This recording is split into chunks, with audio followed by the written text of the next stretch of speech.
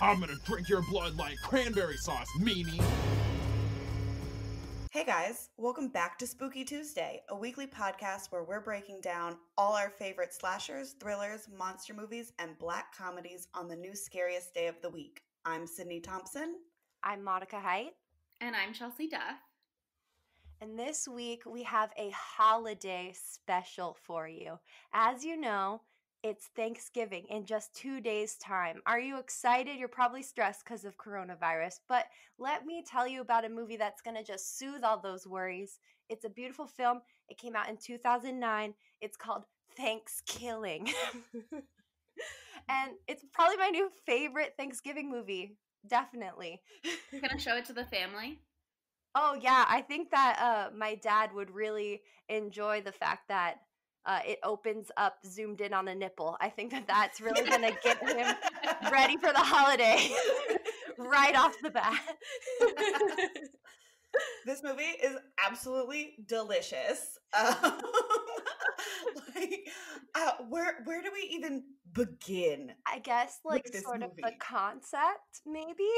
I don't know. I think we have to start with that titty because it really sets the tone for exactly what to expect for the rest of the movie, which is just don't expect anything to make sense or have any plot reasoning, just titties out for no reason. Mm-hmm. Tits out for the turkey, baby. Hey! It follows like all of my favorite is in scare quotes, tropes of the bad scary movie where it's just like, whatever happens, the monster will rip off the hot girl's clothes. Like every scary thing that happens leads to more nudity. And that's a wonderful trope for horror. I love that. It's great. Actually, though, everybody pretty much keeps their clothes on the rest of the movie. The tits out are a special occasion. And we don't know if the turkey got those tits out or if those tits out were for the turkey or if it's just for us. You know what I mean? We don't know a lot about Pilgrim times, so that's true. Maybe this might have been the custom. Historically accurate. I feel like pilgrims, weren't just like tits out always. Like, weren't they religious? I don't know. I read the Scarlet Letter and everybody had their tits out. Okay, yeah. There's that. That is an interpretation of it for sure. The A in the Scarlet Letter was a nipple ring, so. So okay, read the Scarlet Letter you did. At the beginning of this movie, you're zoomed in on an areola. And then slowly we zoom out and you see a busty lady in pilgrim clothes. You can barely tell she's in pilgrim clothes though because her whole top is off. I think maybe she had a hat. Was that a clue? She had the pilgrim hat and she's got like the pilgrim ass, like, the white collar on the black shirt, but it's just like barely on her shoulders. Very exciting. And she's horrified. Immediately you know something is wrong. And she's running through the forest and then you find out that she's being chased by an evil, bewitched turkey. Yeah, honestly, I thought this was going to be a weird softcore porn. Mm-hmm. And it kind of was. Right? Like, wasn't all wrong there. It was a lot more softcore porn than I was truly expecting for a turkey movie. Mm-hmm. Also, the main that lady in the very beginning, the busty pilgrim, as she might be named. Oh, excuse me, naked pilgrim. Oh. That was a woman whose name is Wanda Lust, and so I can only assume that she is an adult actress, as her trade, and she does an incredible job. Also, Wanda Lust. That is probably one of the best names I've ever heard. Like, wow. 10 out of 10. Is she a porn actress? No, I'm not sure because I just pulled up her IMDb page. And just so you know, she does apparently return for the sequel. Thank God. So that's good to know. But what if Wanda Lust is just her given name? She's in 2 additional movies called Cock Smoking Grannies and Milkshakes. So some bustinette, some older women, younger men, 11. There's a lot going on here. Oh God! Mature King orgy number 7. But yeah, all right. Love the 7th one. Usually the 7th in any series isn't good, but that one really stands out. So yeah, we're starting out strong. It's a beautiful opening. And you start to find out that, you think this is just going to be a stupid movie about an evil, bewitched turkey killing people. But no, it's actually a Native American redemption story. In its own very irreverent, not at all good way. Yeah, I mean, like, was it a good Native American story? Respectful? No. But No. did they champion land recovery and land reparations? They sure did. Oh yeah. So, you win some, you lose some. The turkey literally says at one point, and this is not an exact quote, but he's like, "I'm gonna kill all the white people." And I was like, okay, fair. We deserve it, honestly. Like, honestly, no cap on that one. No, yeah, I'm gonna say that it's deserved. But okay, so the best part about this movie, yes, it is very bad. It's terrible, but it's a thrill ride, very fun, and it all works because they went in on purpose to make it bad. They knew it was bad. They wanted it to be bad. They wrote it bad.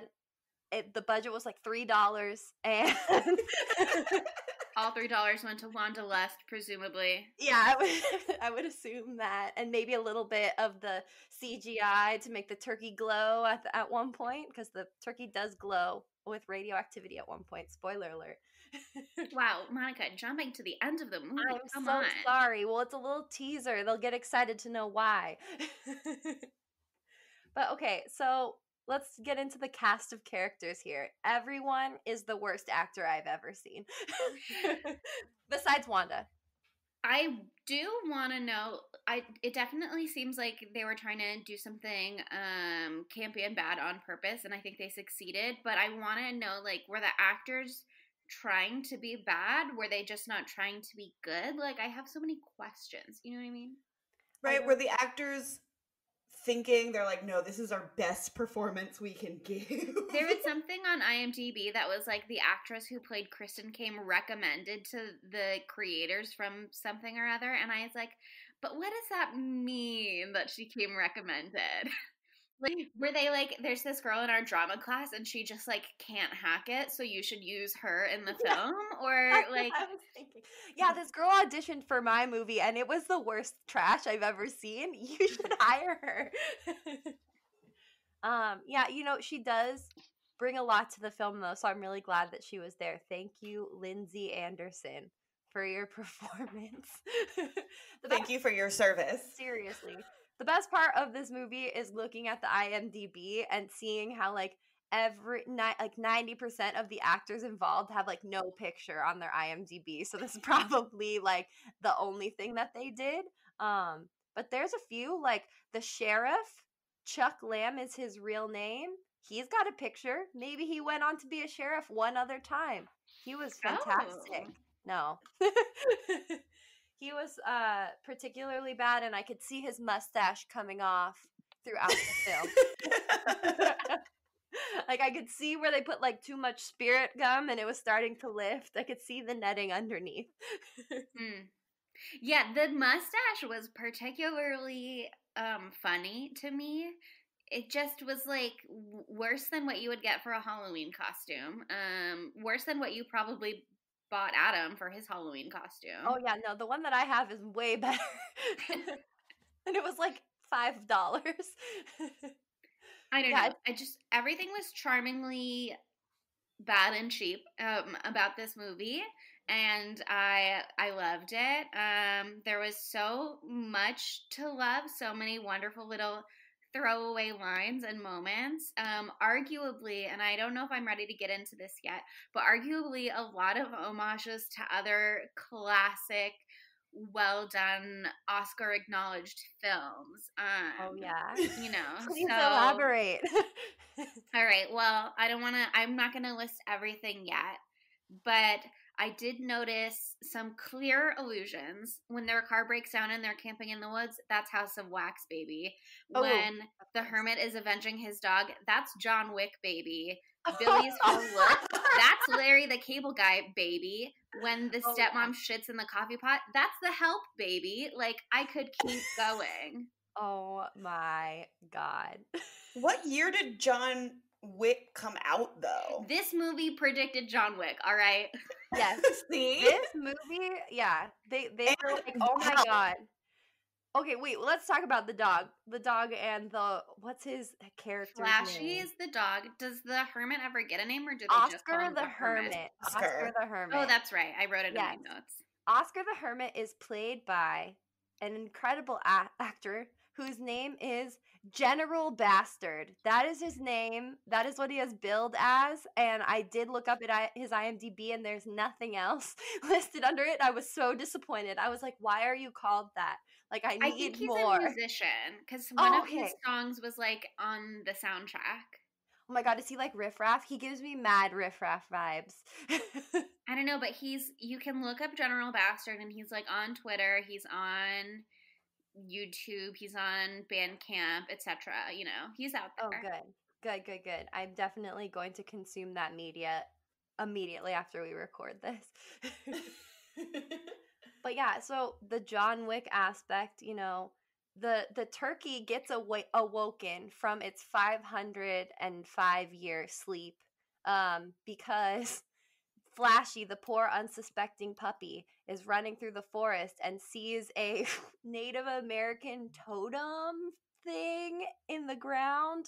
This is one of the irreverent bad parts. And he pees on the totem, as dogs do.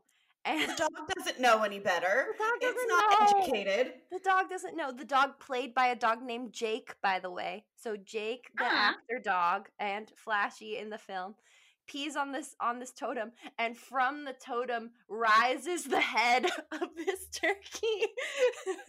And what does he say? What is the beautiful quote? He says, "I'm pissed." He's getting a golden shower. Yes. So there's like, it starts with a nipple, immediately cuts to a golden shower. Like, incredible.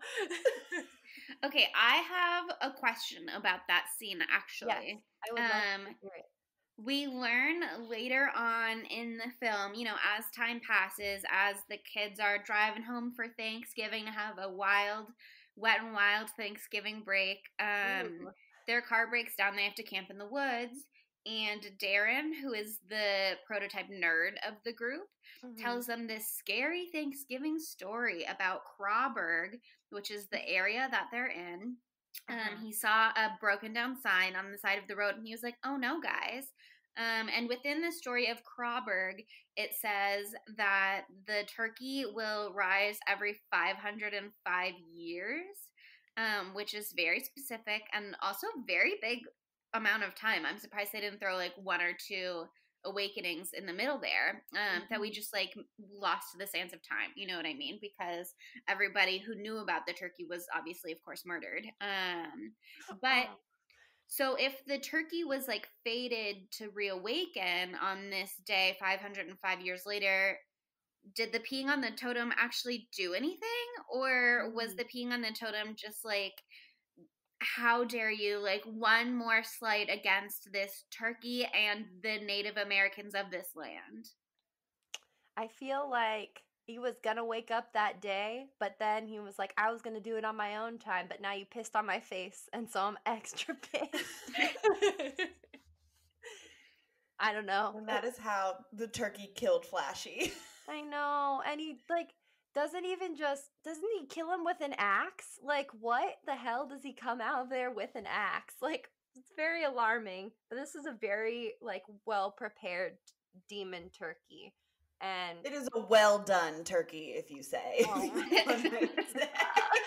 There are so many good Thanksgiving puns in this, and so I'm so glad we're continuing the tradition.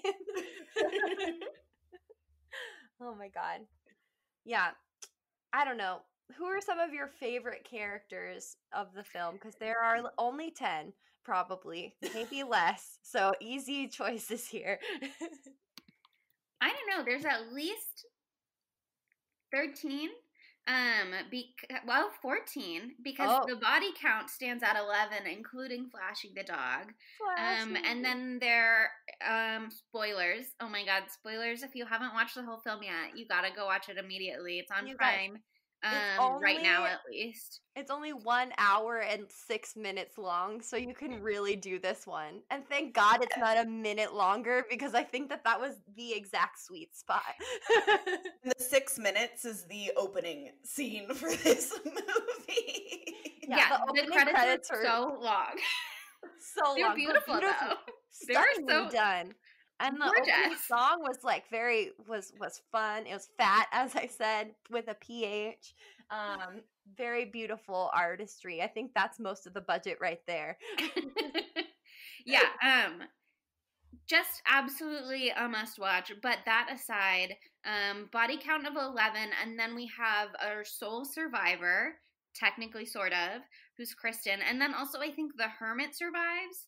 Mm-hmm. And then there's the turkey himself. So let's call it a healthy 15, a healthy cast of 15. Good. There should there's the stepmom. The stepmom who left the sheriff father and shit in his coffee pot.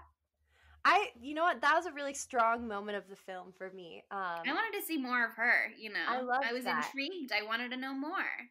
But I honestly... Listen, the fact that she could shit in a small cup that is a coffee pot, talent. She has skills. Seriously, and she's committed, which I really appreciate in a young woman. But I just want to know, like, I can only imagine the bullshit that dumbass sheriff pulled to make her get to the point where she shat in his coffee and then dumped him and walked out the door. But, like, she made the right decision, because this is a man who's so stupid that when a turkey comes to his door and is only wearing one of those, like, nose and glasses disguise things with the little eyebrows, he's like, this is Kristen's friend, who is a human, who is just short.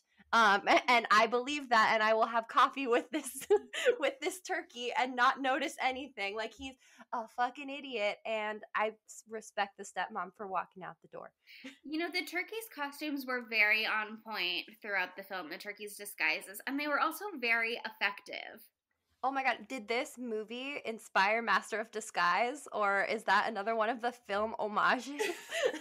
No, it's Silence of the Lamb, when the turkey wears the sheriff's face. It's true. It's Master of Disguise, and then he wears the sheriff's face, and then it's very Silence of the Lamb. When he has the little mask with the mustache, that's Master of Disguise. Yes, he's all over it. Oh my god, I just remembered a part that I had blocked out of my mind. What is it? Do you guys remember the part where the turkey, like, arises from the side of the road in broad daylight, and this dude pulls over, and he takes up the turkey, like the turkey is like, I don't know. Hitchhiking. Huh? Turkey's hitchhiking, and he's like, get on in. He's like, get on in, but then he's like, all right, I'm going to pay you money to have sex with you right now. And that's No. What? That's so what happened. He says, ass, gas, or grass, because nobody rides for free. So you either have to give him ass, or you have to give him gas, which is money, or money for gas, or you have to give him grass, like drugs. So the turkey is the one that either implies or the guy assumes ass, maybe. I don't remember exactly what gives him the impression that the turkey is gonna fuck him, but he does immediately unzip his pants. So it was clearly evident to him what the answer was. And he was ready to fuck that turkey. He was really ready to fuck that turkey. And that was just something that I should have expected, but I wasn't prepared for. I was so overwhelmed in the moment that I completely couldn't apparently understand what was occurring. So thank you for clarifying. Mm-hmm. But yeah. I would have liked it better, I think, maybe if they had smoked weed together. That would have been fun. But instead we got almost the turkey sex early in the film. But don't worry, the turkey turns around and makes the guy call his daughter on the phone with a shotgun to his head. He's like, call your daughter, and then kills him while he's on the phone with his daughter. So sick. Love it. My question is where does the turkey keep all his weapons? Under his plumage, Sydney. Did you not watch the rest of the film? But How deep does this plumage go to hide a shotgun and an axe? He has robust plumage, okay? And he is a mystical, magical turkey that has just risen from the dead. So I'm like, anything goes with him. My question, I guess, is does he keep a stockpile of weapons under there? Or does he only ever seem to have one at each time? Because there are times when he doesn't have a weapon at all, it seems. He's got a built-in weapon. It's his powerful beak. Mm-hmm. But then it's like, okay, later on when Billy eats the turkey and then the turkey bursts out of his chest and shoots his way out, which is also an homage to, I believe it's Alien. Maybe it's Alien versus Predator. I don't know which one. It's Alien. Yeah, there we go. Alien 2 right there. He had the shotgun with him while he was getting eaten by Billy. You know what I mean? So, like, clearly there's some storage space in there. Yeah. He's a very talented man. He's a very talented man.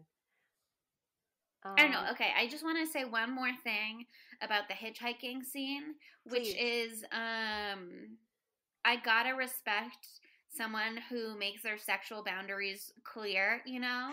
Because, like, the guy's ready to fuck the turkey. The turkey's like, no. The turkey does go on to fuck a human later in the film, but the turkey just, like, draws a hard line at anal. And I think knowing your limits is so important, and, like, consent is so important.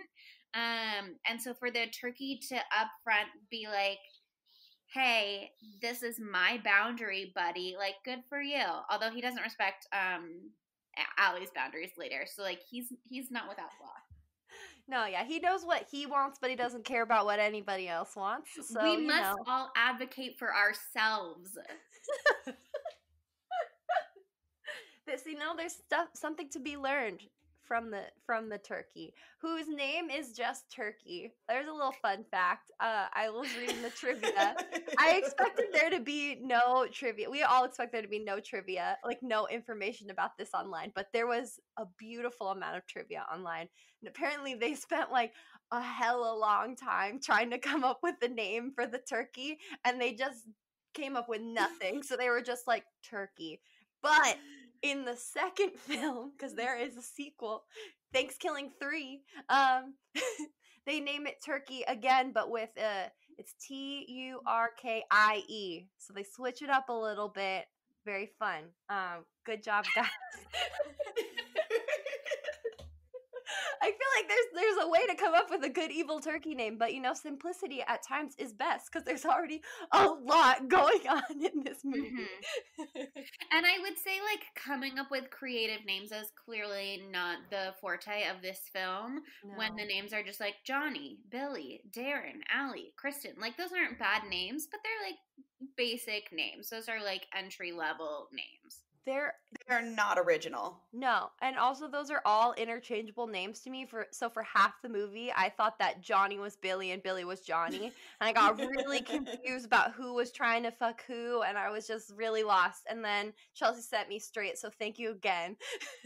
We are all here to clear up each other's name misconceptions. You helped me and Sydney when we were talking about Scream. I will help you when we're talking about ThanksKilling. Like, we've got each other's backs, and that's beautiful. Wow, this is a real partnership here. It's beautiful. Okay, just because we're in this portion of my notes right now, also, I have a question for you, which is that there's the scene after they camp in the woods. Darren tells them the scary turkey ghost story. Kristen has a small run-in with the scary turkey, but everybody survives until the morning, and nobody believes Kristen. But when Billy wakes up in his sleeping bag outside, Oscar the Hermit is standing over him with a shotgun, apparently keeping guard, because the turkey tried to come for him in the night. And the proof is that there's turkey poop on his sleeping bag. But when we were watching this together, Monica was like, that's not what turkey poop looks like. So I just, please tell me more, Monica. Monica, are you a turkeyologist, which is a term in the film? I'm a turkeyologist. I'm not a turkeyologist because okay, this is my thought. Because I like love birds. That's the most horrifying thing I've ever heard on this podcast. I do love birds. I jokingly refer to myself as a birder all the time because I have this like special ability where I notice small movements all the time. So if you're on a walk with me, I'll be like looking to the left, looking to the right all the time. And you're like, what's wrong with you? And it's because like I saw a lizard that's like 10 feet away. It's something that happens with me. So I notice birds a lot anyway.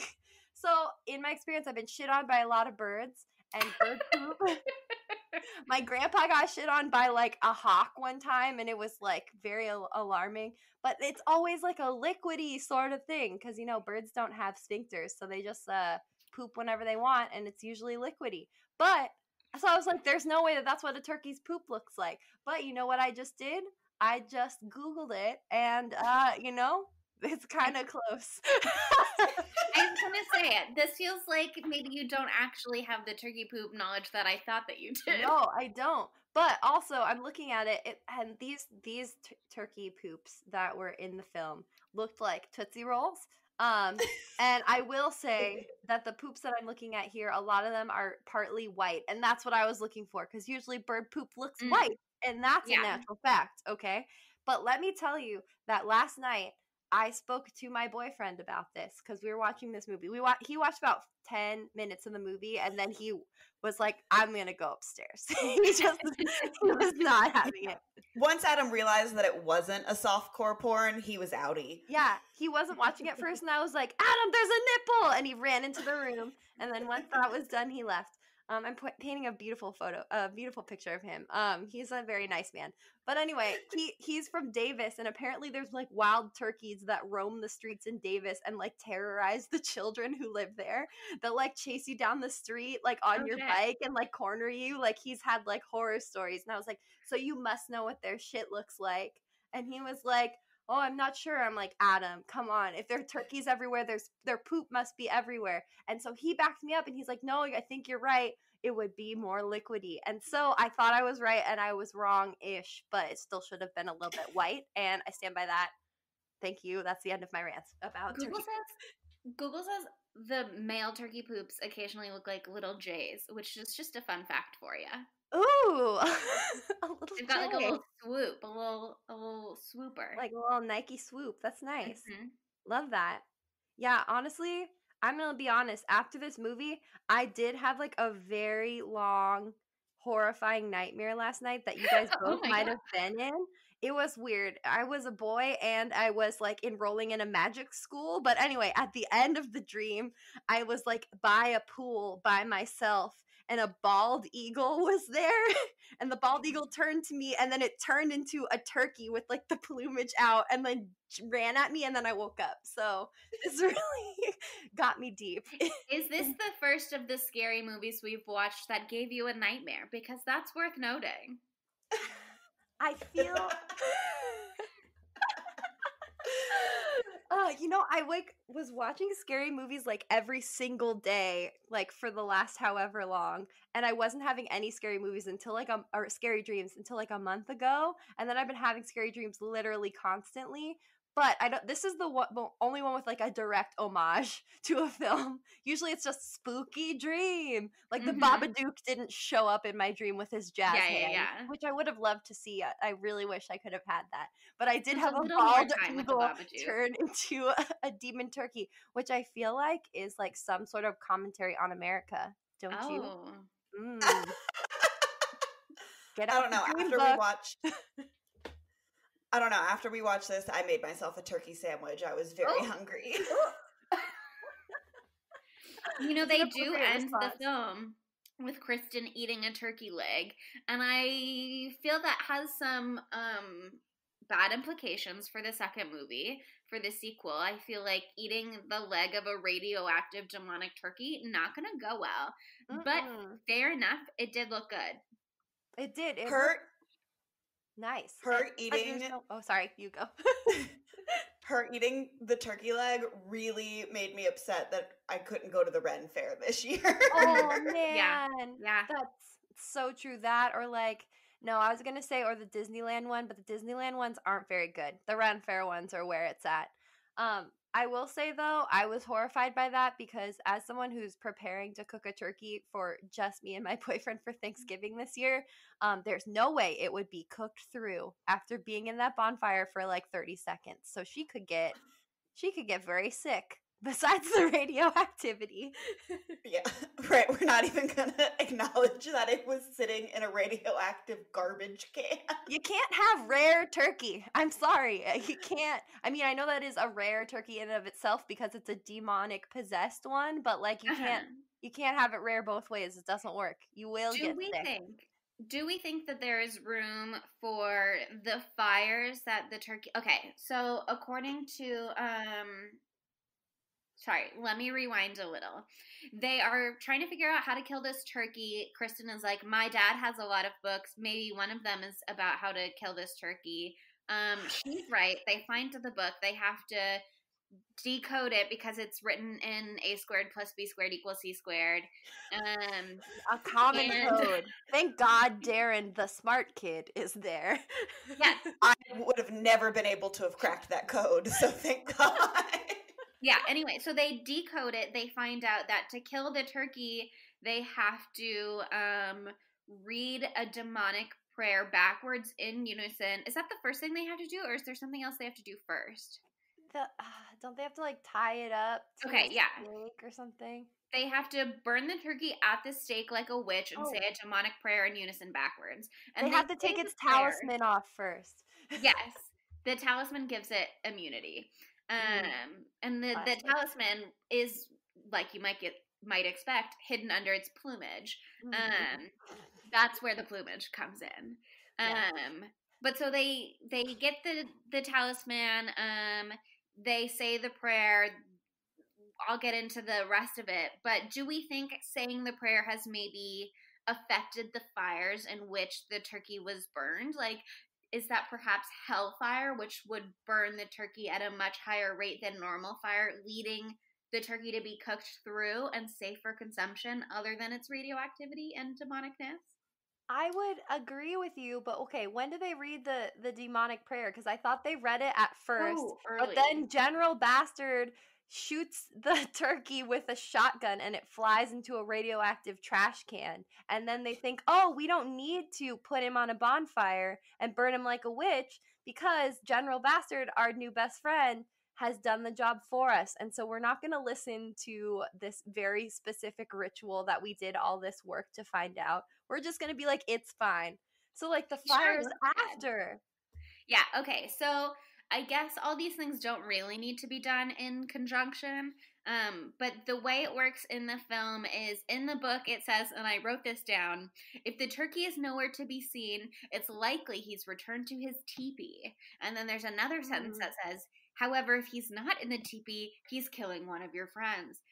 But when they finally find the turkey, it is in his teepee, and it's making its own Thanksgiving dinner, presumably. And I have a question about that, and I'm really not trying to hop from sidetrack to sidetrack, but I'm gonna, because there's a line we have to earlier in the film when they're still driving home in Johnny's Jeep, and Kristen is on the phone with her sheriff dad, and from the back, Darren or Billy maybe is like, toss me a beer. And the sheriff dad is like, tossing? That's illegal. I don't know what that means. I had a lot of questions. One of you made a tossing the salad joke, and I was like, haha. And then later when they find the turkey in the teepee, it's tossing a salad. So I was like, oh my God, they were right about tossing the salad. But then nothing comes of that. He's just eating a salad in his teepee, and then they come upon him. Anyway, that's the end of that sidetrack. Back to the first one, which is... Wait, okay, hold on. That moment was a very special moment because, one, absolutely bizarre. Two, while he's like doing a terrible job of tossing his salad with his wings, he's like muttering under his breath. He's like, oh yeah, I love a salad at the end of a long day. It's obvious that it's a turkey, so he's clearly a vegan. Yeah, I mean, he's not going to use animal products. That's true. Except for his, he is a murderer, so he does seem to... Well, I don't think he actually eats anybody so much as he just uses his beak to slay them. Yeah. I was going to say, doesn't he eat Darren's beating heart? But no, he just pulls it from his chest. Mm-hmm. So you're right. He doesn't eat his tongue either. He just rips that from his mouth. Yes, of course. I loved that part. Anyway, so they find the turkey in the teepee and they tie him up with some twine, which Johnny just had it in his pocket because in my heart, I know that Johnny is an Eagle Scout, which means he's always prepared, which is why he's like, oh, I've got a rope right here. Oh, I've got a lighter right here. Like, he's ready. But so they tie up the turkey, and that's when they say the demonic prayer backwards in unison, which I also have questions about. And follow me down this sidetrack now really quickly. Okay, I'm ready. Which is, okay, so they have to say a demonic prayer backwards in unison. And I guess my question is, was it written backwards in the book so that they just had to read it as it existed on the page? Was it written forward on the book and they were reading it backwards, like from right to left, like Hebrew? Did they practice this beforehand to do it in unison? Like, I guess have questions. I thought for sure there was going to be some trick where it's like they were just reading it off the page and so they didn't actually read it backwards. But it seemed that they did it just fine and it worked. So how do we think it appeared within that book written by turkeyologists? I feel like maybe they didn't do it right because as we find out in the final scene, though they roasted that bad boy good and all the way to the bone, so it wasn't rare, his little turkey corpse was still demonically possessed at the very end. So maybe they didn't do it right after all and they just roasted him. Oh, that's an idea. I thought for sure it was just the radioactivity that added a new factor into these things because obviously the turkey became radioactive after the book by turkeyologists was written and published and distributed. They certainly couldn't have predicted that because, okay, let me dial back once more. After they say the demonic prayer, they're ready to kill the turkey, but they have the lighter out, but then the hermit comes in and they shoots the turkey with the shotgun and they're just like, he looks dead, that's fine.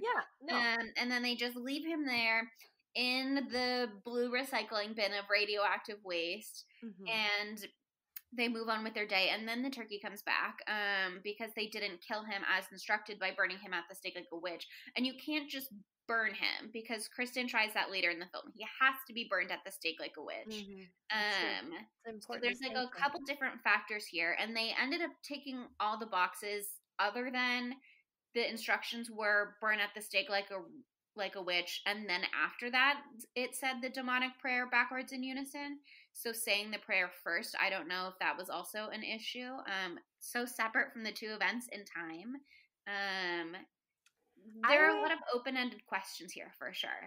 I just think that if they were going to be saying a demonic prayer backwards, I would have liked it if, you know, when I think of demonic prayers, I think of like something that is like unintelligible by human ears. So they should have been saying the words like literally spelled backwards for me to really have felt it. But I know that they never would have been able to do that. So I understand why they just said the order of the words backwards, I guess. I don't remember what like they said, English though. words. They were like it seemed like it was some kind of otherworldly language. Okay, good. But I also think just because we have this issue, there's no way that they would have been able to do it in unison. Like, we can't do anything in unison, and we try. So I think we tried to all whisper Spooky Tuesday at the same time for our opening audio, and it was such a hot mess. It was disgusting sounding. So we're like, Chelsea, you're the spookiest whisperer. You win. Thank you. And we're at least a little bit smarter than these fuckers, so they were never going to do it right. There could have been some off-screen practicing. There could have been, like, the power of the demonic prayer, like Satan. Okay, actually, this is an interesting question. Because at first I was going to be like, if this is a prayer, maybe, like, God held their hands through this and guided them in unison. But then that would have to mean that God is on the side of the white people who took the land from the Native Americans, which doesn't sit right with me. But then I just remembered it's a demonic prayer, so it's got to be Satan who would be the one holding their hands and guiding them through this. And Satan loves a colonizer, I assume. So that kind of makes sense. Like, maybe Satan was the one that was like, I will help you through this, because if we continue to oppress marginalized peoples, that will lead to the destruction of the state. You know what I mean? And that's like my greater end goal. That's all that Satan wants. Yeah, he's like, I love to be evil, and I love to do morally wrong, destructive things, and I am trying to bring about the end of the United States. Just some thoughts. I love this, like, look into that beautiful brain of yours, babe. Like, wow. We've gotten to a level I never thought we could get with this film. I have a lot of discussion questions written down. Meanwhile, I just look back down at my screen and I'm still staring at turkey poop. So that's where I'm at. But I did see something that said, sex a turkey by its poo. And at first I was like, what the fuck? But then I was like, oh, it means find out what sex the turkey is. So, okay, that makes a little bit more sense. But yeah, wow, okay. So I can't tell you the side that that Satan is on, but I really believe what you've just said, and I think you've thought it through. The case I've laid out. Yeah, it's pretty solid. It's pretty. It's definitely compelling. It's compelling. It's seamless. There aren't very many plot holes, unlike this film where it's just riddled with them. Okay, actually, this is not it might be a plot hole. I don't know. But there was one thing in particular that I also have in my discussion questions that I wrote down in my notes, which is a very specific joke that was repeated twice for sure. 3 times. Yeah, Darren tries to do it himself. Kristen says it twice. Darren tries to do it again later, but he doesn't know how to do it well. He can't pull it off. The joke is that this girl Allie is a hoe, one of the main characters, and she's like, I'm not a hoe, I'm a prude. And they're all like, no, you're a hoe. And then Kristen says, and I wrote this down because I was so flabbergasted, she says, your legs are harder to shut than the John Benet Ramsey case.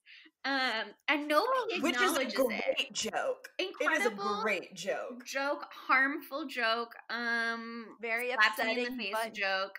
I like belly laughed, so I guess it worked.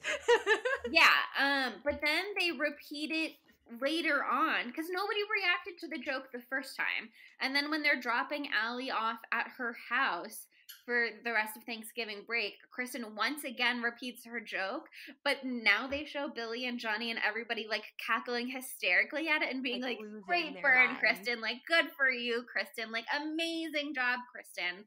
My question is, yeah, did they mean to only have it in there? I mean, I think they probably did this on purpose now, knowing that they were just trying to make a bad campy film.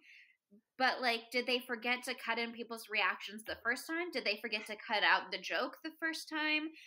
Did she repeat it because nobody reacted the first time? And she's like, nobody must have heard me. She's like, this is a really funny joke. I'm going to keep saying this until you laugh. Yeah. And then they were like, we'll give you that reaction. I relate to that. I think it's that they, like, weren't paying attention the first time. Also, maybe the joke went over Allie's head. Because I think they made it the second time when Allie wasn't there, so now they're like laughing at her expense more. But I think that Kristen was like, I made a banger of a joke and nobody said shit, so I'm gonna say it again and louder this time, which is something that I have to do constantly. Because though I sound like I'm a shrill, loud bee, sometimes I whisper jokes and no one hears, and I'm like, no, we're doing it again. We're doing it live, and it works, and I get the laugh. So relatable, Kristen. Thank you. Kristen is the representation we all needed in this film, to be honest. Really? Yeah. It was a very She's a very incredible character, you know, and she's the final girl, so we have to respect her. Something else I really loved in this movie is kind of like the lack of remorse that everyone has, because like everyone's parents die. Like if their parents are mentioned, their parents die. Like Johnny. Okay, the Johnny scene, guys. Sweet God. He comes home, he like talks about how happy he is to see his mom. Like he's so excited to see his mom. He comes home, he sees his mom.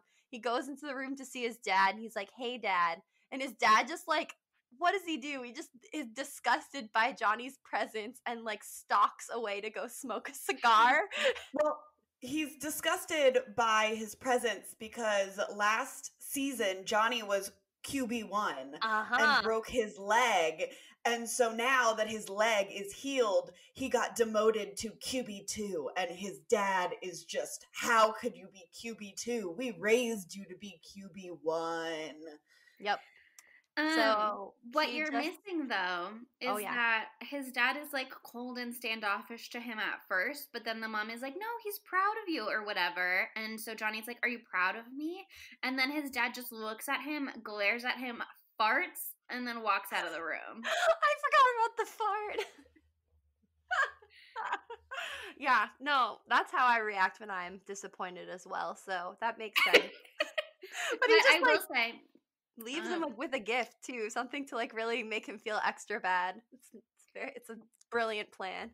Johnny follows his dad out though, and I will say, while Johnny's parents both got by the turkey, Johnny's dad at least like died believing that Johnny had fulfilled both Johnny's dream and the dad's dream, which was for him to be back first string quarterback again for, what is it, the Tritons? What are they called? The Tritons. Like you know, like the god Ariel's of the dad? sea. Yeah. Yeah, exactly. Like Ariel's dad. Yeah, so you know, at least Johnny's dad like goes out on a happy note. You know what I mean? True. Like he died doing what he loved, believing that his son was the number one quarterback for the Tritons. Yeah, he never had to find out the truth. A bold-faced lie, and then he dies. So maybe we all get a comforting lie right before death, you know? Mm-hmm. Yes. That's what everybody really wants in life. Mm-hmm. Oh my God, yeah. So the dad gets his throat just absolutely slashed by a knife, I think, from Mr. Turkey. But the mom... Yeah, he gets his head completely cut off, yes. and then Turkey throws the head at Johnny like a football. Ah, yes. Amazing. Art. Amazing. Love that. There is honestly a shocking amount of football references in this film. And they say the word audible so many times. And I don't really know what that means. Oh, I know. Can I say, Sydney? I know you know, and you can correct me because I don't watch football, but I did watch football this week with my friend Aline and my friend Jessie, who watch football all day, every Sunday, the whole day. The whole day they watch it every single time. So don't ask them to hang out on Sunday. They're watching football. But this was Monday Night Football, and they explained to me what an audible is, and it's when you're going to do a play, and you already had the play all set, and then does the quarterback say it? Tell me that. Who says it? The guy who throws the ball at the beginning of the play. He looks around, and if you realize that they can't do the pre-planned play, they do an audible. So they audibly yell out a different thing to do. And that's what it is. Please correct me now. Thank you. That's the quarterback. Ah, I thought it was the quarterback. Play. Cool. Good for you. Look at Monica knows sports now. Mm-hmm. Yeah. Cool. Did they use the phrase audible correctly in the film? Because they seem to imply that if you call an audible, you'll always get an automatic do-over no matter what. It's no. Yeah, I thought he used it right one time, but also I was just mostly focusing on the fact that I knew what that word meant and forgot the context immediately. Let me see. I wrote something down in my notes. Yeah, okay. I wrote down, he's like talking about it with Kristen. And I said, you know, football, where you can always just call an audible when the game isn't going your way. That's not how audibles work, right? I can kind of see how what he could be meaning by that. Like, oh, like if it's not going your way, you just call a different play. But also that doesn't really make a lot of sense from my very small understanding.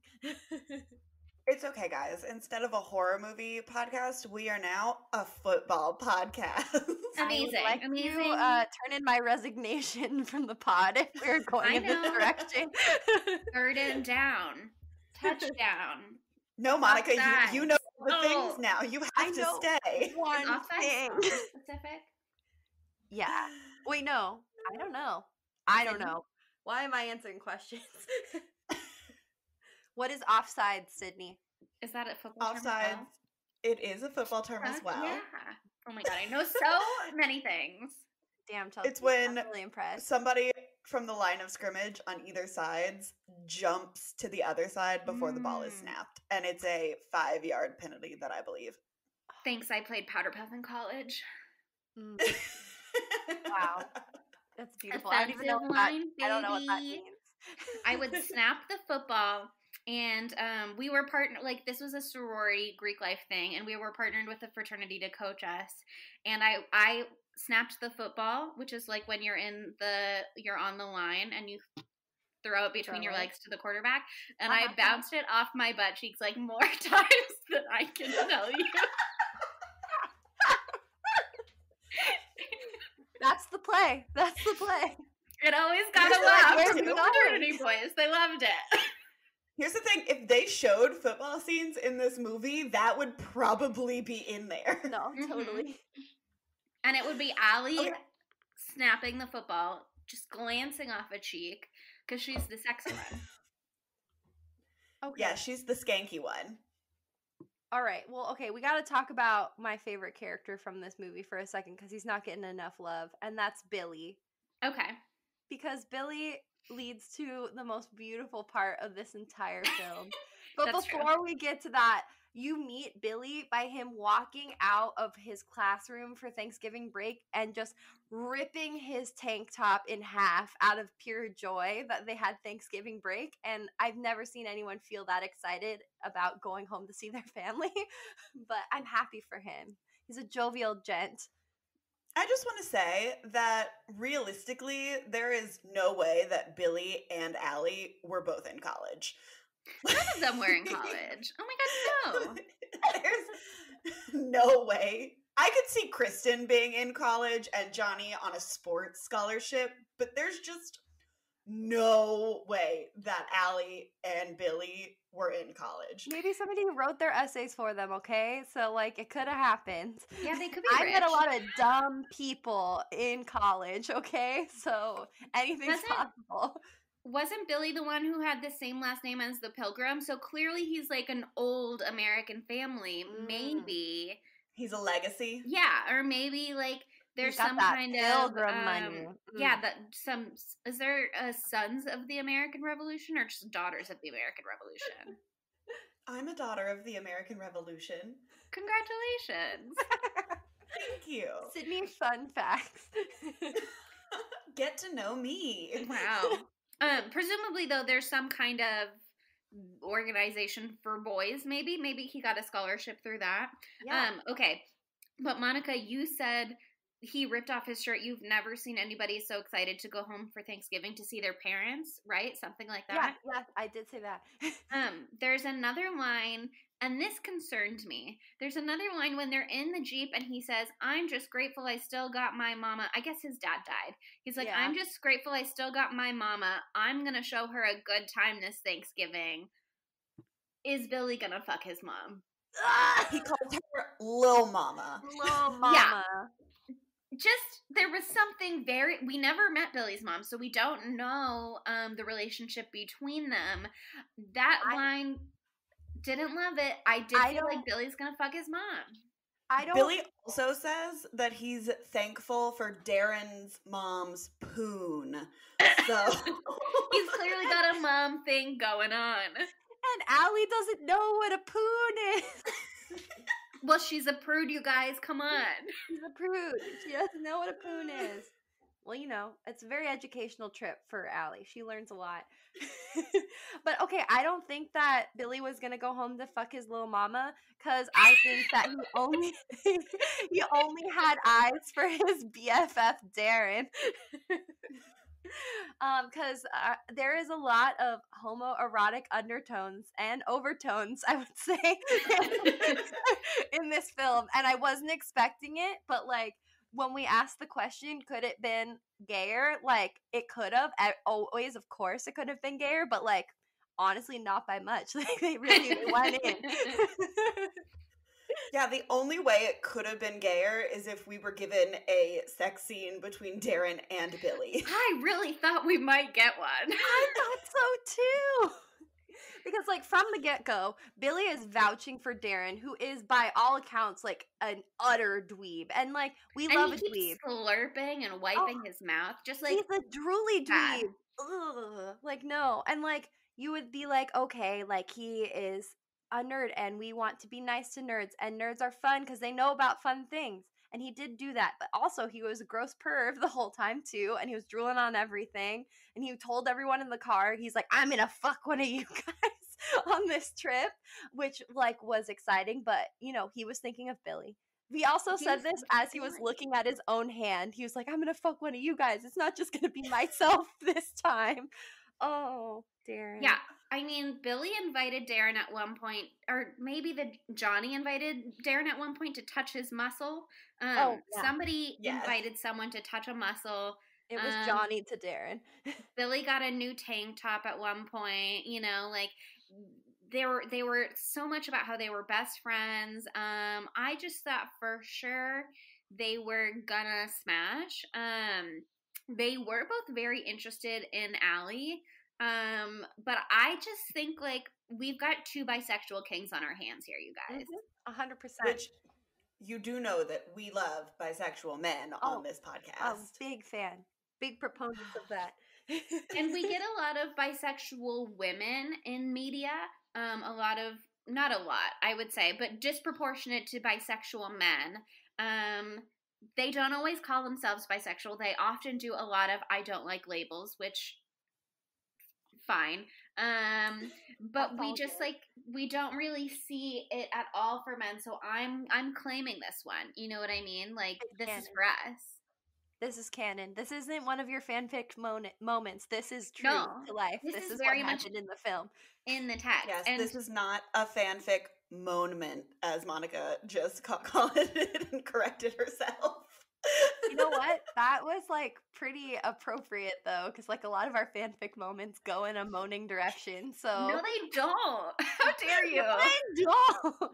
I mean, like, okay, maybe they can sometimes. It's not you're not above smut. It's fine. It's all good. Don't associate my name with smut on this podcast. I just mean all of us. You're the fan queen, but we all have our little dreams, you know? You're just the best at writing by far and away.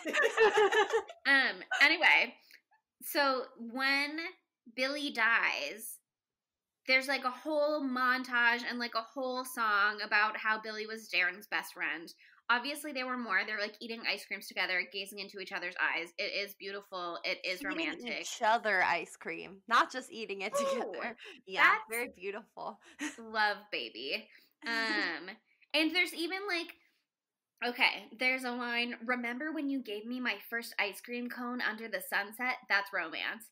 But then as the song and montage is going on, there's even whispering underneath it that's like, I love you, Billy. Like, there's just a lot to that. And then later when Darren is dying, Billy's the one that's like is in heaven and is like, come on in, Darren, like come to heaven, like there's no turkeys up here, which I also have a discussion question based on that, which is, do they have their own gay heaven that's just the two of them? Like, is this Darren's specific heaven and it's Billy and no turkeys?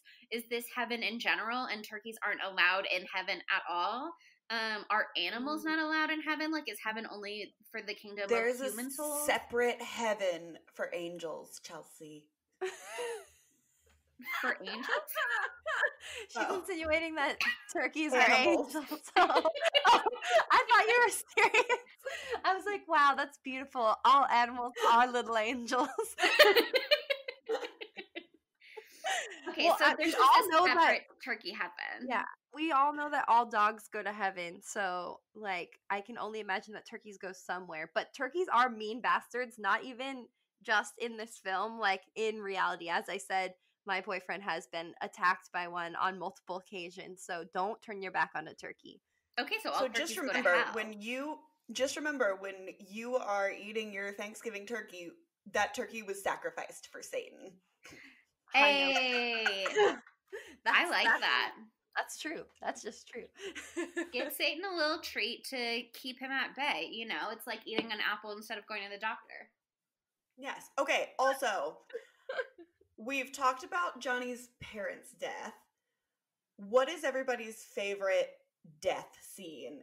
Because there's a decent number of deaths. I think Chelsea said 11 earlier. Yes. And just to go through them real quick, there's the titty pilgrim in the beginning. There's Flashy the dog, the hitchhiker who picked up the turkey, Johnny's dad, Johnny's mom, Grant, who is the guy who gets a name for 1 second that Allie is fucking when the turkey comes in, kills him, and then fucks Allie.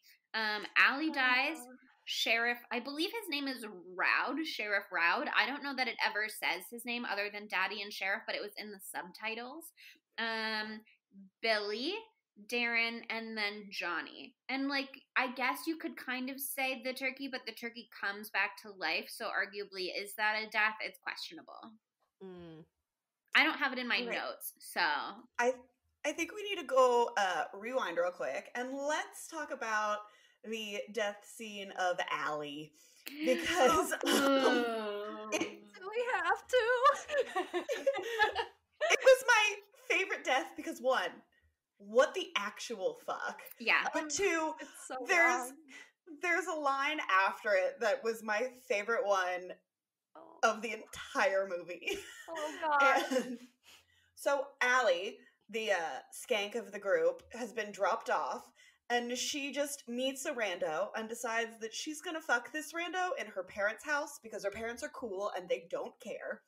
So mid-bang, the turkey comes in and kills Grant, who I didn't even know had a name, and just decides he's also now going to start fucking Allie, which is rape. Yep. It sure is. No question about that. So this turkey is raping Allie, and she is like, what is going on? And as he finishes, she looks back, and then he snaps her neck. Yes. So she gets, like, honestly, arguably the worst and the best death, because it doesn't last that long, but she does get fucked by a turkey. So I don't know. Probably it's worse. I don't know. It's probably worse. But when the gang is like, oh, we gotta go get Allie, the turkey is here, they're like, Allie's dead, and there's an extra small gravy flavored condom next to the body. So he used protection. That's nice, I guess. But he does also say, you just got stuffed after he fucks Allie and comes inside of her. I guess he was wearing the condom. We don't find that out until later. And I love stuffing. Why? That's my favorite part of Thanksgiving. I don't know. I just also I changed my mind. I don't want to talk about the implications of what getting stuffed means here. I'd like to move on. We're gonna move talking on about something else. But that was the most. It was my favorite death, but also the most fucked up death. And there was a lot of other fucked up deaths. Yeah. Yeah, I think that my favorite is Darren's, just because I love me an homage to Indiana Jones.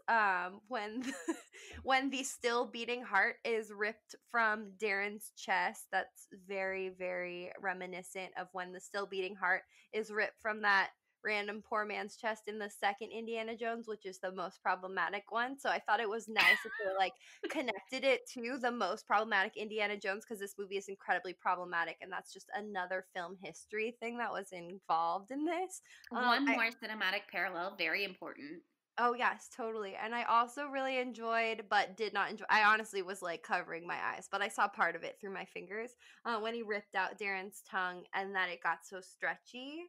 I liked that it was so stretchy. And as we already discussed, it was really beautiful to see Darren going out to live his best gay life with his lover in heaven. So it had a happy ending, and that was my favorite death for sure. I guess I would say it's like my favorite death adjacent. Because I don't feel that we really saw much of Sheriff Roud's death when the turkey got him. I wrote in my notes, I tend to try and keep track of how people died as well. I wrote knifed with the question mark because I think it sort of happened off screen or was implied to some degree. But then he cut off the sheriff's face and he wears it as his disguise, and it's now like a tiny turkey-sized face, which is very funny to me. And then also at one point later on, we see the turkey trying to hide the sheriff's body with its like bloody, what would have been its face, but with the skin missing.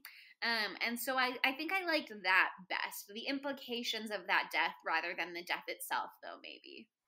I also really enjoyed the lead up to that death because for some ununderstandable reason, the turkey is just like incredibly respectful of the sheriff and sits down for tea with the sheriff for a long period of time and only kills him when he like says something super fucking annoying for like the 5th time. He calls him a duck, and the turkey's like, that's it, that's the last straw. Like, he was gonna let him live. Like, I just don't understand the logic here. There's none. Obviously, there's no logic in this entire film, but, like, why? The sheriff sucks. Like, do we think... Okay, let me paint a picture for you here. The turkey and Kristenstad, the sheriff, are sitting across from the kitchen table at each other. Sheriff presumably has made a fresh pot of coffee because I hope it still doesn't have the stepmom's shit in it. But he offers a glass of coffee to the turkey. The turkey and him sit down together. They've got some nice chit chat. The turkey sneezes, explains he has seasonal allergies. He says the word fucking. The dad is like, are you old enough to say that? And the turkey's like, I'm 505 years old, which implies that the turkey was 5 at the time of the first Thanksgiving, I guess. Actually, now I don't know why I thought that. No, he said he's 510. He was 510. Oh, that's right. Thank you. Because I just wrote in my notes that he was 5 years old at the first Thanksgiving. Anyway, so they're chatting, but all while this is happening, the turkey is wearing the disguised glasses with the nose and the mustache, and the sheriff is also wearing a costume. He's wearing a turkey costume. Do we think that the turkey thought he was a turkey? Ooh. Wow. And it was like recognizes like, and so that's why he had like some modicum of respect for him. Do we think the disguise, the effectiveness of the disguise went both ways here? They're both. It was a really good turkey costume. It was. So it was impressive, and I like that. Like, he's going to the sheriff's ball with his daughter that night. That's like why he's dressed up. The annual policeman Thanksgiving ball, and like well, I guess it's his black wife tie. Left him, so. I guess it's black tie because he's wearing the turkey suit. Like, I guess it's really Thanksgiving themed. It's really nice. I love a costume party, so that sounds like a really fun one. I'm sorry he missed it.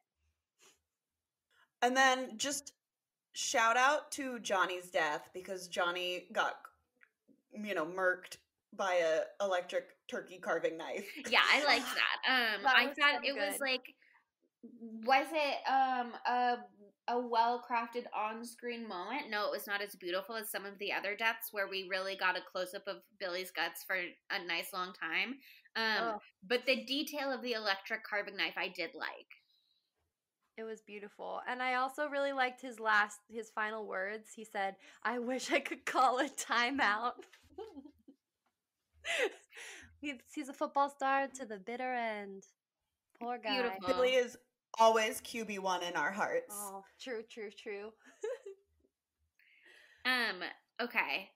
So that is almost the end of the movie when Johnny finally gets got.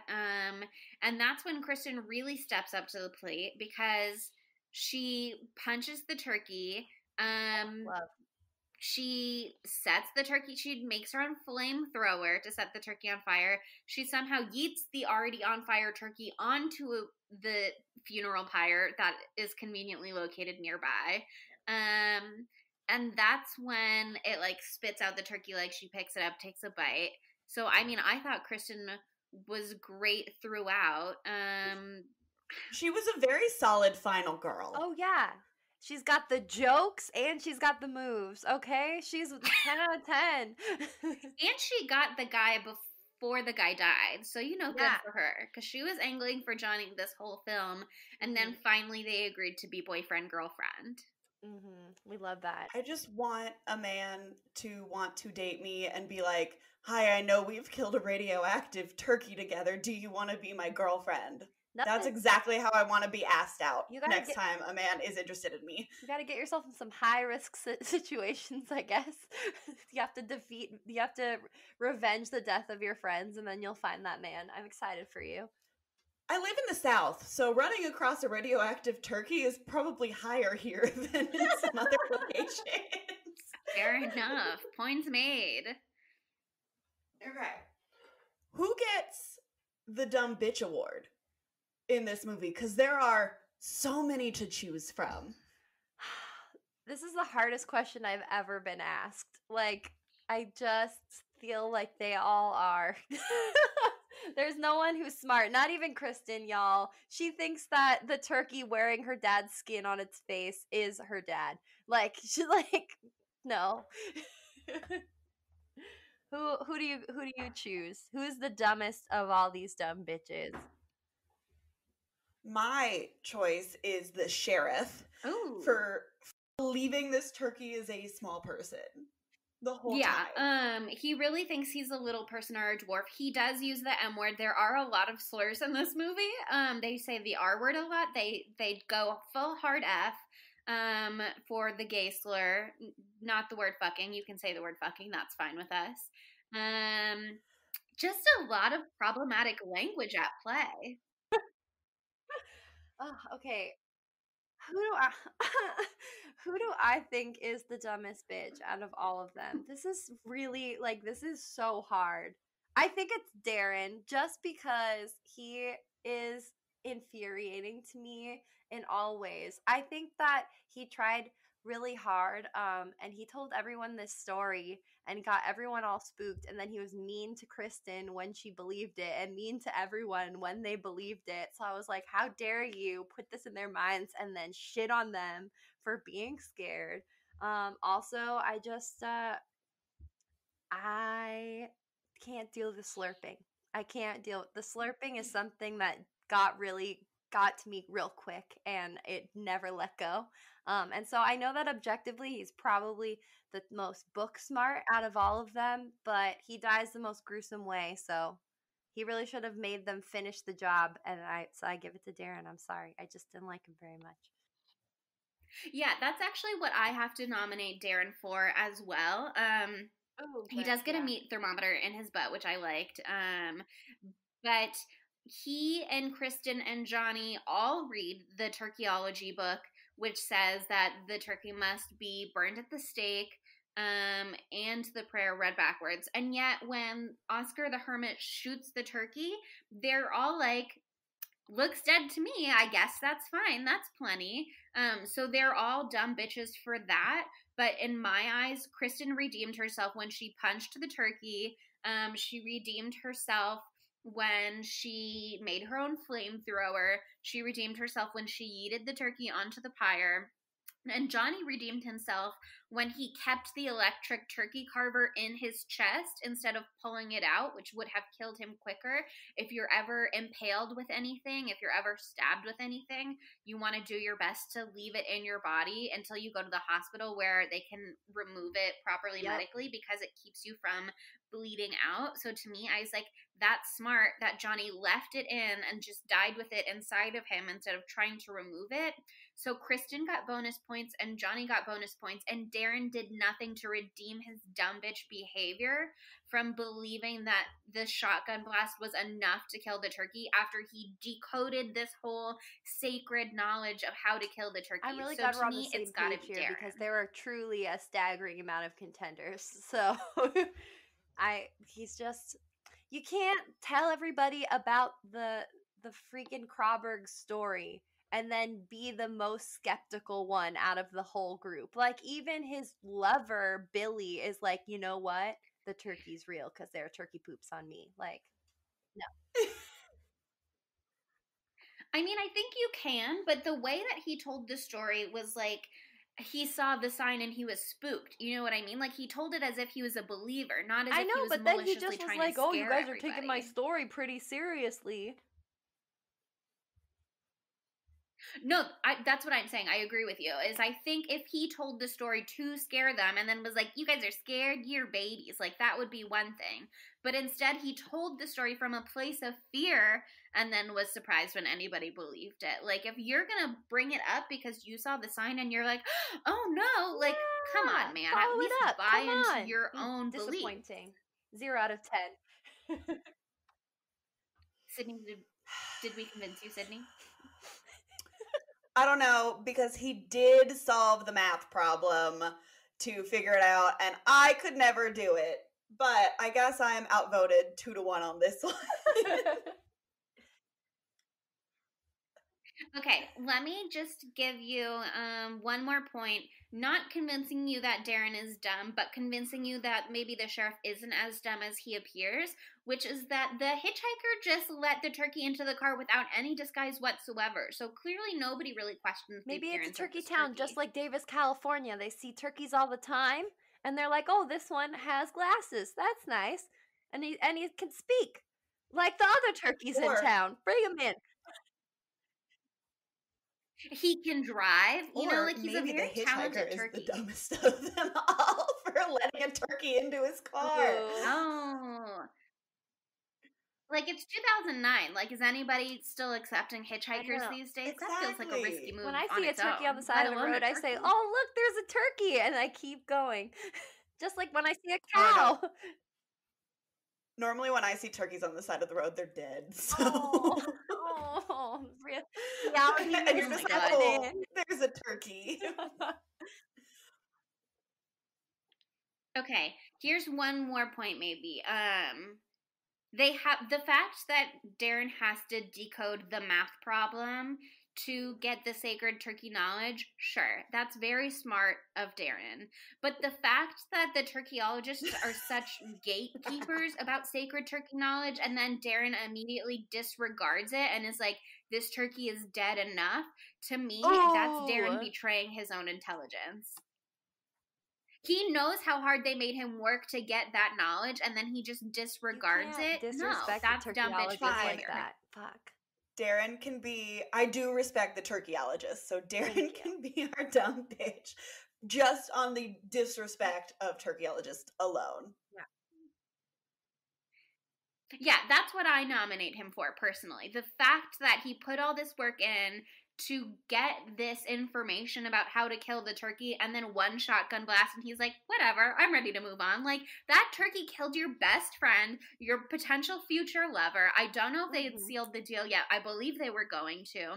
But that turkey absolutely destroyed Billy. You held him dying in his arms as we got that whole montage, and then you're not even going to make sure that that turkey is, like, dead in the ground, buried, burned at the stake, like, knifed to the heart. Like, you're not going to do absolutely everything you can to make sure that the turkey that killed your lover is dead. Let his new status as an official cool kid go straight to his head. And he thought he was like, it's fine. Cool kids are chill and laid back. And so I'm not going to care about this turkeyologist prophecy. I'm just going to be chill about it, like Jack, Johnny and Kristen. But I just want to make a statement. We here at Spooky Tuesday respect turkeyologists and their scientific findings. So we wanted to go on the record with that.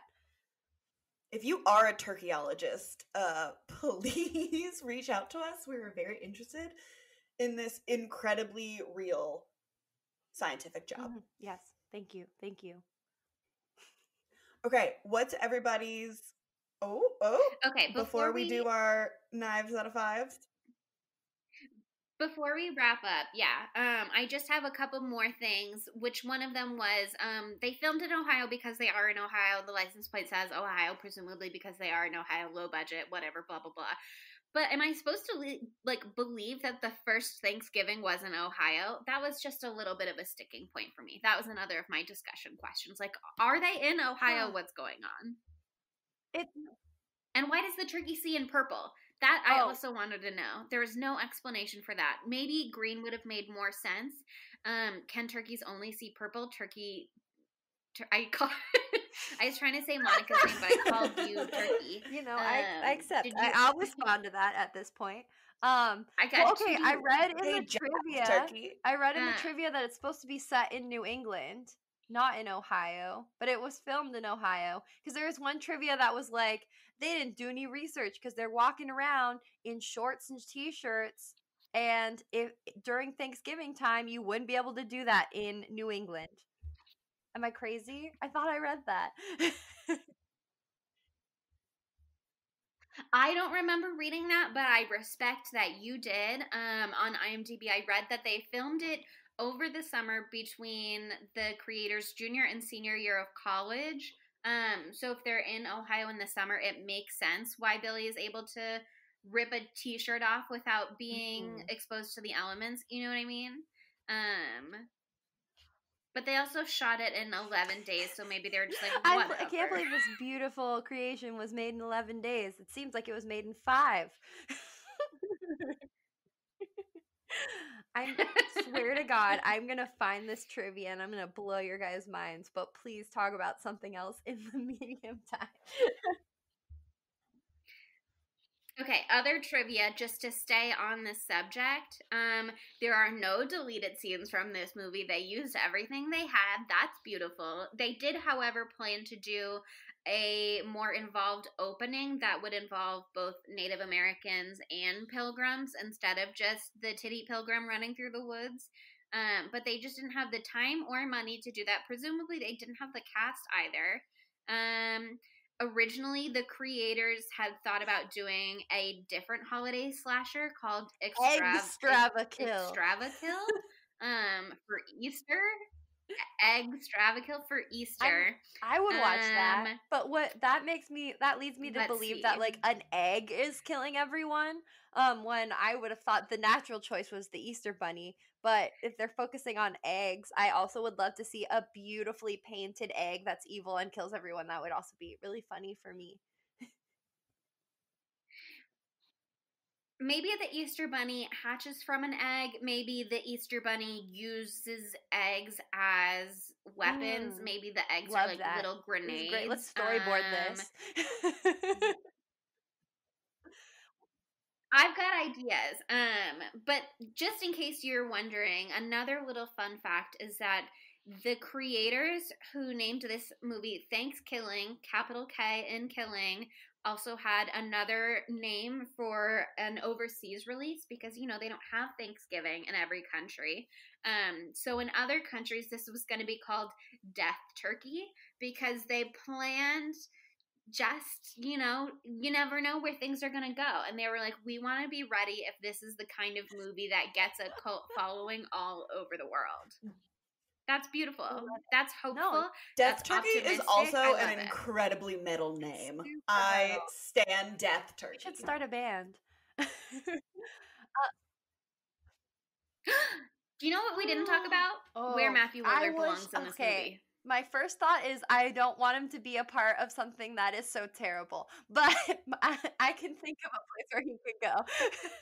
I don't want him to stoop to this level, but if times were hard and he needed a quick buck, where would he go? That was incredible. That was my thought too. I would have loved him to have voiced the turkey.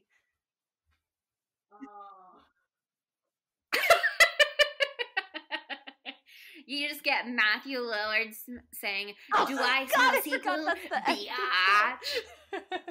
Yeah, I mean, we already know he's an love incredible voiceover actor because he is the official voice of of Shaggy from Scooby-Doo. So, you know, he's got the chops. He's been doing this for years, and he would be just a obvious choice to voice the turkey when they make a remake of this, which I'm sure they will do. Also, I did find it. It was in the goofs section, and one of their goofs is that they're ill prepared for the weather of New England, which is apparently where maybe that's just where they go to school. Who knows?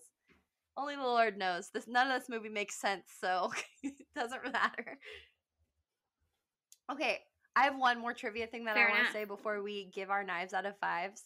And I found this out earlier today, and I sent, like, first thing in the morning, I read this and sent a very cackly audio note to the girls. But Kevin Stewart is one of the creators of this film. And, like we said earlier, like, not many of these people went on to do much, except for Wanda Lust. And apparently General Bastard, but not on film, on, Spotify. But Kevin Stewart went on to be the cinematographer or one of them for Unfriended Dark Web. Love an Unfriended. Absolutely. I haven't watched Dark Web. Smash with an Unfriended. Unfriended slaps. I don't think I've watched. Well, I'm not sure if I've watched Dark Web, but I definitely watched the first one, and I liked it. A week and a half ago, and I watched it on my computer, which is the only way to watch it. I feel really bad for anyone who watched that movie in theaters. Like, what a fucking letdown. But it was truly incredible, so I can only imagine what the dark web aspect will bring to it, and the beautiful mind of Kevin Stewart. Ah, stunning. It must be stunning. We'll be watching it very soon. Okay, so is it time for knives out of fives? Like, do we need to rate this mother clucker? I'm so sorry. Monica. Monica, no! Man, I'd like to say that I've been waiting the whole time to do it, but it really came to my mind at that last second, and I was just like, fuck it, we're doing it live. Yeah, really setting the stage. How are you feeling? You ready to rate it? I'm unwell. I liked it, but I also hated it. You know what I mean? Actually, if any of us actually thought this was like a soundly good movie, I would be deeply worried and would be speaking to your parents. So I'm glad we're all on the same page.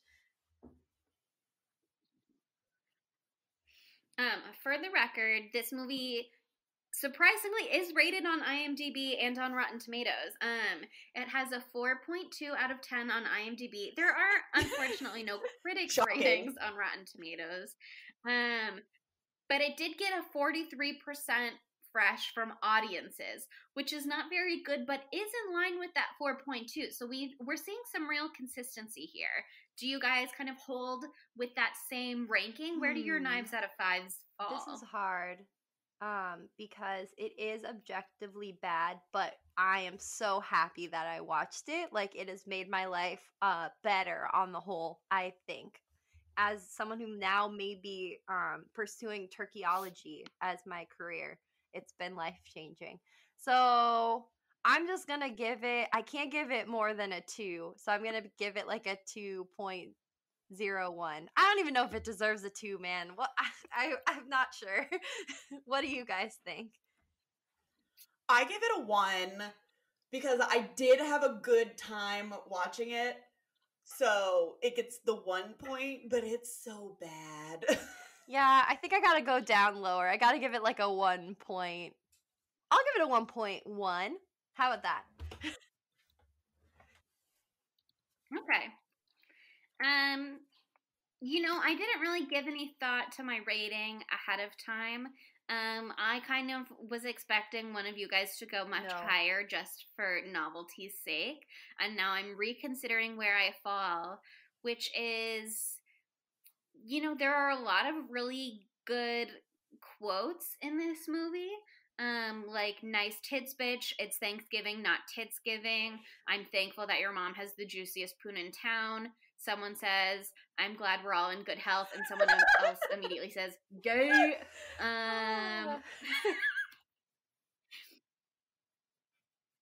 Someone says, I'm gonna drink your blood like cranberry sauce, meanie. That someone was, in fact, the turkey.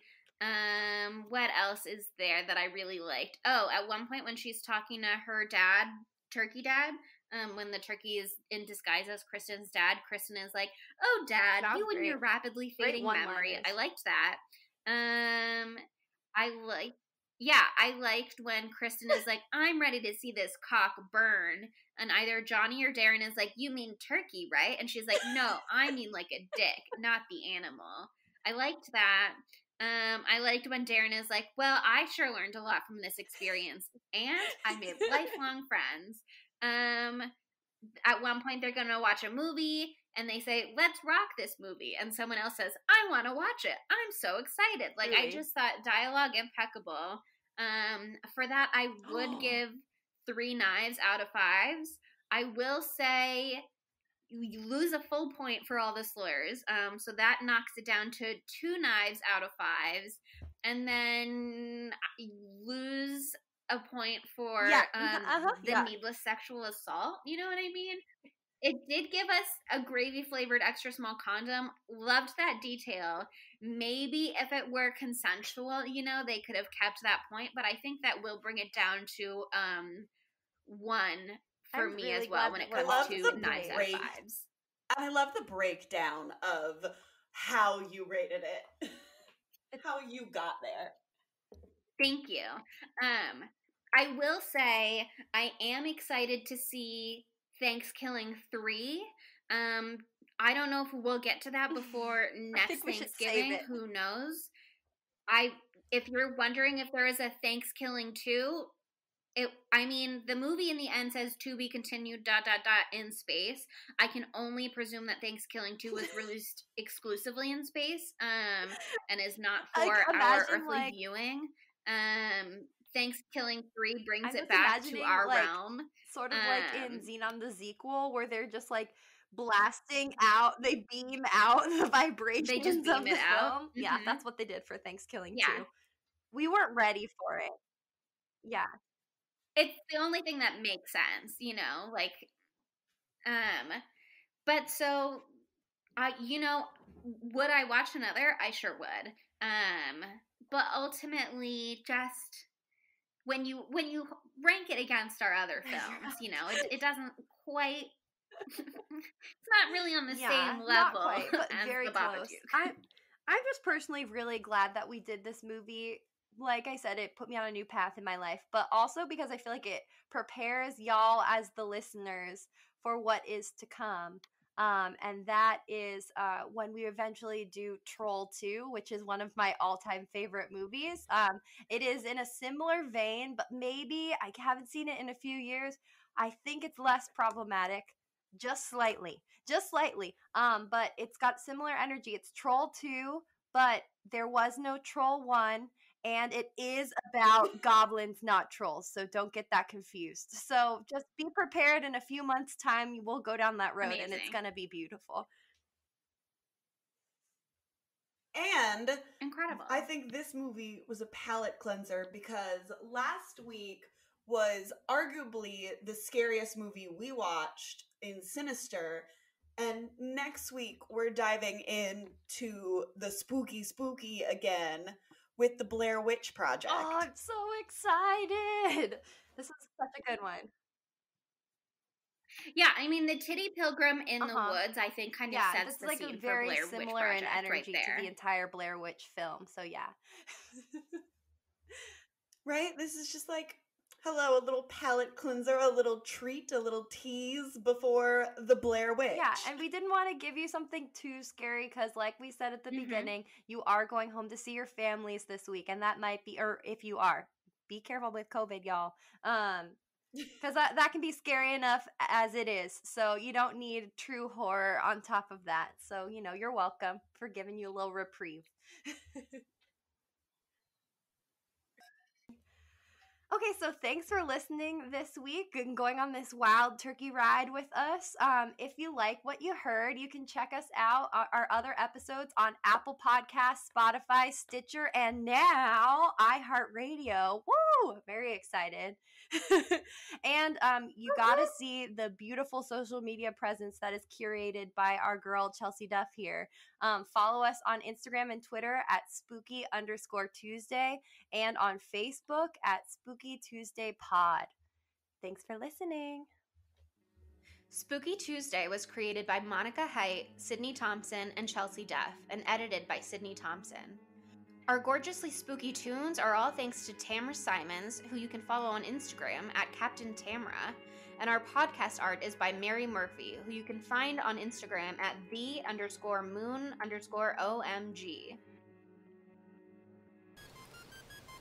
Gobble, gobble, motherfucker. Now that's what I call foul play.